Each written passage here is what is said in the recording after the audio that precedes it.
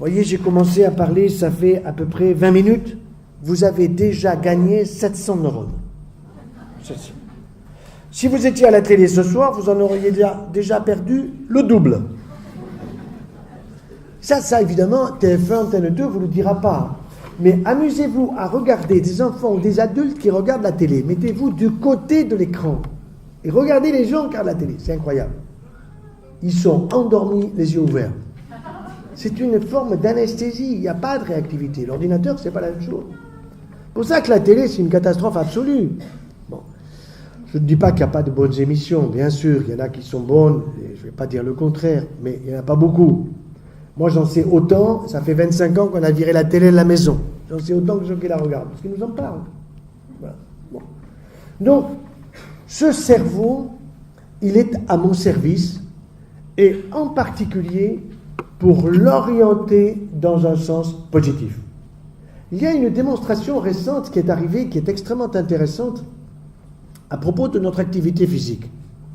Nous sommes faits pour marcher, pour utiliser nos membres. Mais quand on observe la société française ou la société européenne ou la société dite développée d'une manière générale, on se rend compte qu'il y a bien des zones de sport. Vous voyez un patient qui vous dit « Moi, j'ai été sportif. » Oui, d'accord, il a fait du rugby pendant 10 ans, à 30 ans, il s'est arrêté, et depuis, il regarde les matchs.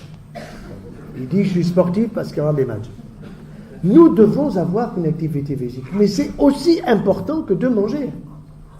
Et cette activité physique, on sait exactement ce qu'il faut faire. Il ne s'agit pas de dire, toi tu fais du vélo, toi de la piscine, non, peu importe. Il faut avoir une activité physique 2 à 3 fois par semaine pour faire travailler ses muscles, pour faire travailler son système osseux. Vous avez quel âge, madame? 30 ans. Et votre squelette? 30 ans. Non. Si, 30 ans. Non. 10 ans.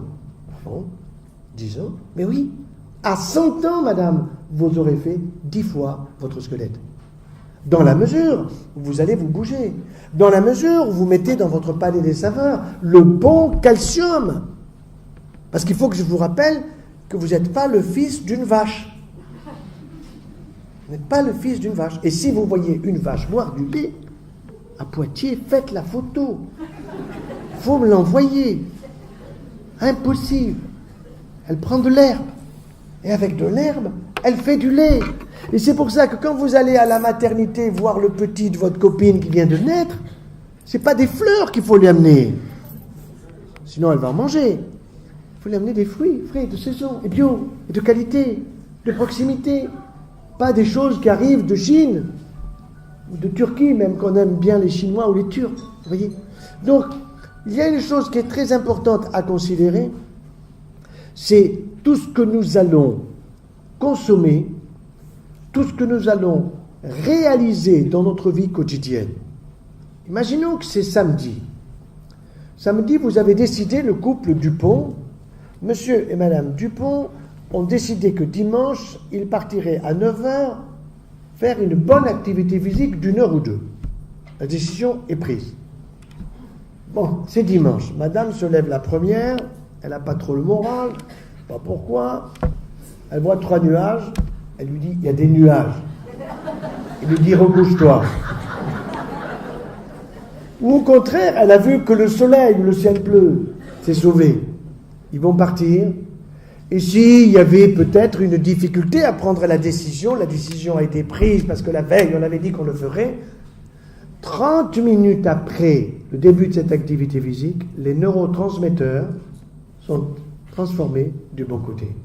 Acétylcholine qui apaise, baisse de l'adrénaline et du stress, etc. Vous voyez, utilisation par notre corps qui va fabriquer des choses qui nous équilibrent.